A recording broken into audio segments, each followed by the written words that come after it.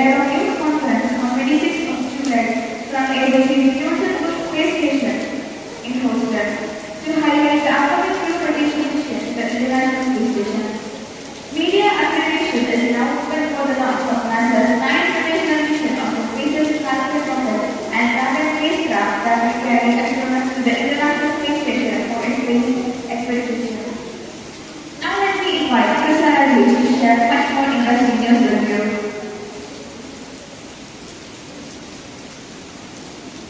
NASA awards John Scientist contracts for NASA's Ocean and Atmospheric Administration on JPS mission. NASA, on behalf of the nation's Ocean and Atmospheric Administration, has selected SpaceX to provide launch services for NOAA's JPS mission 4. The spacecraft is a part of the multi-satellite operating Polar Satellite System program. NASA aims by the project continuous moon exploration. NASA started cost increase delays to the launch date and the risk of future cost growth and the reason to stand out on the mission. NASA announced the leadership changes. NASA Administrator Bill Nelson announced Dr. Kurt Beckott, Associate Administrator for the Space Technology Director, is retiring from the agency. So that's all from NASA 2024 news. Next one.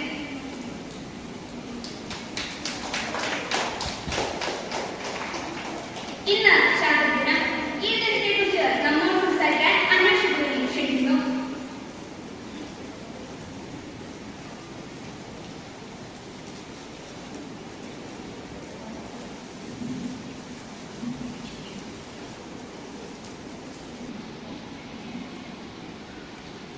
മാനസികത്തിന് വന്ദനം. മനുഷ്യൻ ആദ്യമായി ചന്ദ്രനിൽ കാലുകുത്തിയ ദിവസം July 21 ചാന്ദ്രദിനമായി നമ്മൾ ആഘോഷിക്കുന്നു. അമേരിക്കക്കാരായ Neil Armstrong, Edwin Aldrin, Michael Collins എന്നീ ബഹിരാകാശ സഞ്ചാരികൾ ചേർന്ന് അപ്പോളോ എന്ന ബഹിരാകാശ വാഹനത്തിൽ 1969 ജൂലൈ 20-നാണ് ചന്ദ്രോപരിതലത്തിൽ എത്തിയത്.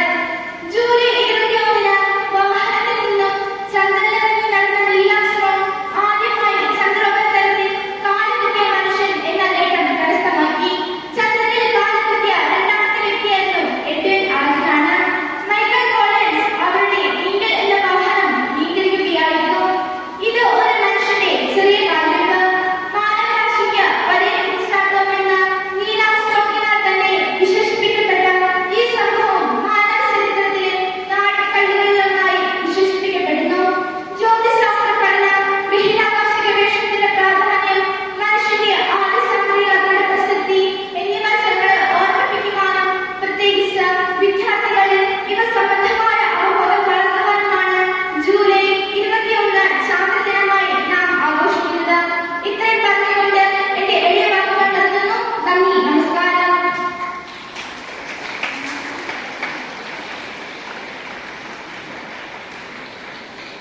Thank you Anas. ചാന്ദ്രദിനത്തിന്റെ ഒരു പാഠമായിരുന്നു എക്സാ ആൻറ്റി.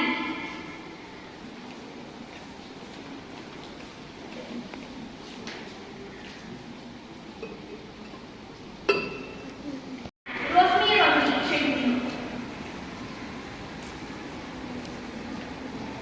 നമസ്കാരം. വാർത്തകൾ വായിക്കുന്ന എ ക്ലാസ് റോസ്മി റോബി. അർജുൻ എവിടെ? കരയിൽ ലോറിയില്ല. ഇന്ന് പുഴയിൽ തിരച്ചിൽ. കാർവാർ കർണാടക ശിരൂർ ദേശീയപാതയിലെ മലയിടിച്ചിൽ കാണാതായ കോഴിക്കോട് സ്വദേശി അർജുനെ കണ്ടെത്താനായുള്ള തെരച്ചിൽ 7-ാം ദിവസം വിഫലം.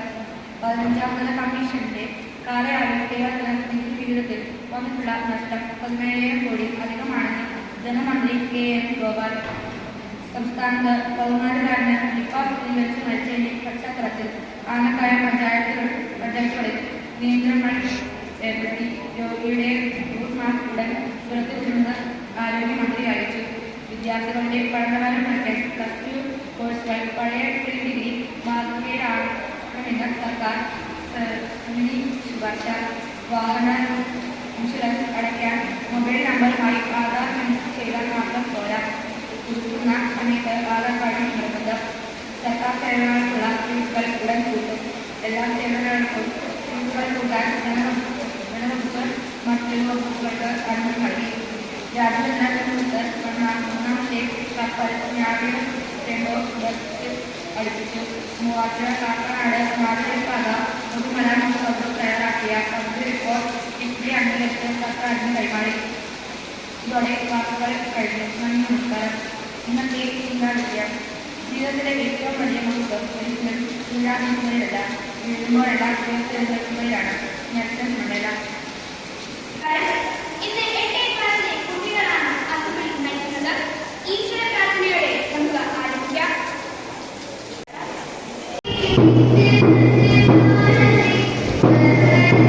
Thank you.